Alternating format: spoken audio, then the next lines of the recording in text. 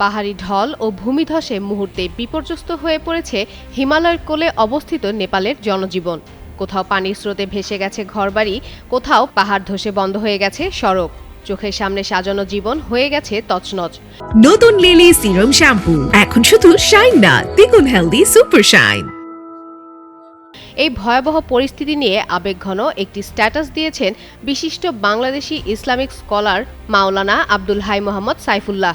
নিজের ফেসবুক পোস্টে তিনি লিখেছেন, নেপালের ভয়াবহ ভূমিধস ও বিপুল প্রবাহের বন্যার দৃশ্য যেন এআই জেনারেশনেও আমাদের বাস্তব চিন্তার ক্ষমতাকেও চ্যালেঞ্জ করেছে। এক মুহূর্তে সবকিছু বদলে যেতে পারে, চোখের সামনে তছনছ হয়ে যেতে পারে সাজানো জীবন। এটা কি ভয়ঙ্কর বাস্তবতা। তিনি আরও লেখেন, আমরা অনেক সময় ভয়াবহ কোনো দৃশ্য দেখে বলি কিয়ামতের মতো দৃশ্য, কিন্তু এমন বিপর্যয় মানুষকে পরকালের জন্য প্রস্তুত হওয়ার কথা মনে করিয়ে দেয়। এই প্রসঙ্গে তিনি পবিত্র কোরআনের সূরা মুলকের 16 নম্বর আয়াত উল্লেখ করেন। স্ট্যাটাসের শেষাংশে তিনি আল্লাহর কাছে সবাইকে অনুগত হওয়ার তৌফিক এবং আকস্মিক বিপর্যয় থেকে হেফাজত করার দোয়া করেন।